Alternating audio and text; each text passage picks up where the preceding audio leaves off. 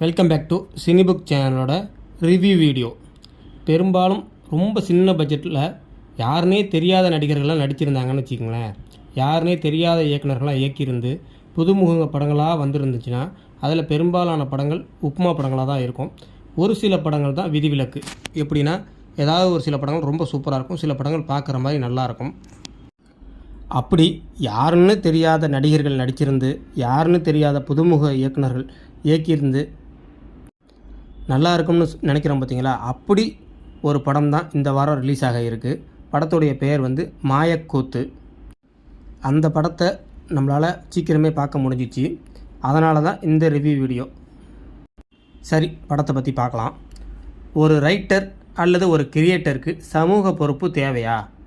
ஒரு ரைட்டர் தான் உருவாக்கின கதாபாத்திரங்களை நேரில் சந்தித்தா எப்படி இருக்கும்?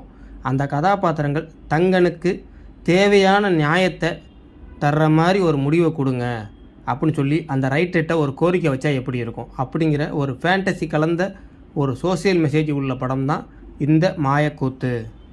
அதாவது, ஒரு ரைட்டர்கிட்ட அவர் உருவாக்கின கதாபாத்திரங்கள் அவங்களுக்கான முடிவை நியாயமான முறையில் எழுதுங்க அப்படின்னு சொல்லி கோரிக்கை வைக்கிறாங்க.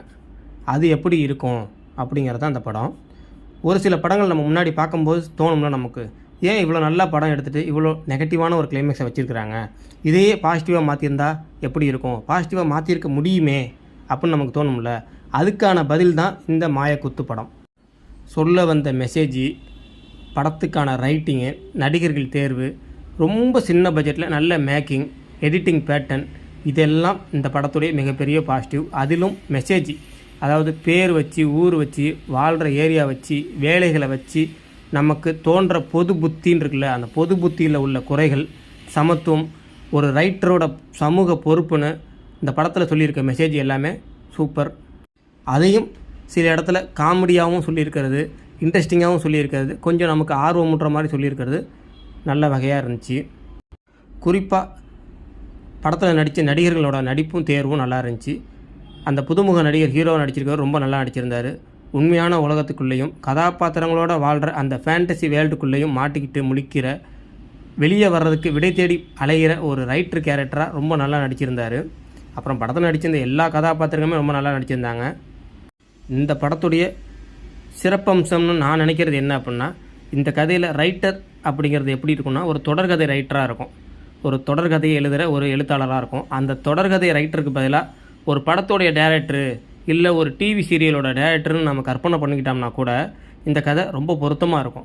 ஏன்னா இன்றைக்கி சமூகத்துக்கு ஒரு கிரியேட்டராக எப்படி பொறுப்போடு இருக்கணும், நம்ம மக்களுக்கு என்னத்தை தான் தரோம் அப்படின்னு இருக்குல்ல, அதை ரொம்ப பொறுப்பாக சொல்லியிருக்க ஒரு நல்ல முயற்சி தான் இந்த படம். குறை அப்படின்னு பார்த்தோம் அப்படின்னா, படத்துடைய முதல் ஒரு 20 நிமிஷத்துக்குள்ளே நம்ம ஏற்கனவே பல படங்களில் பார்த்த காட்சிகள் வரும், அதை கிளிஷேன்னு சொல்லுவோம்ல, அதெல்லாம் படத்தில் வரும். நமக்கு அது கொஞ்சம் நெருடலாக இருக்கும். ஆனால் அதுதான் அந்த படத்துடைய கதை, அதை நோக்கி தான் அந்த படத்தோட கதை, அதை பற்றி தான் அந்த படத்தோட கதைங்கிறது தான் போக போக நமக்கு தெரியும். அதுதான் படத்துடைய ஒரு சுவாரஸ்யமான பாயிண்ட்னே சொல்லலாம்.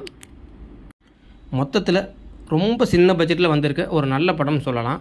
பெரும்பாலும் ஓடிடியில் வந்ததுக்கப்புறம் நிறைய பேர் பார்த்துட்டு ஆஹா ஓஹோ இது இந்த வருஷத்தோட அண்டர் ரேட்டட் ஃபிலிம்னு சொல்ல வாய்ப்பு இருக்க அத்தனை அம்சங்களும் பொருந்தி இருக்கக்கூடிய ஒரு படம் தான் இந்த மாயக்கூத்து. இது இந்த படத்தை பற்றிய என்னுடைய ஒப்பீனியன். நீங்கள் படம் பாருங்கள், தேட்டரில் பார்த்தாலும் சரி, இல்லை ஓடிடியில் வந்ததுக்கப்புறம் பார்த்தாலும் சரி, உங்கள் ஒப்பீனியனும் நம்ம ஒப்பீனியனும் ஒன்றா இருக்கா அப்படின்னு கமெண்ட்டில் சொல்லுங்கள். மீண்டும் அடுத்த வீடியோவில் அல்லது விமர்சனத்தில் சந்திப்போம். நன்றி, வணக்கம்.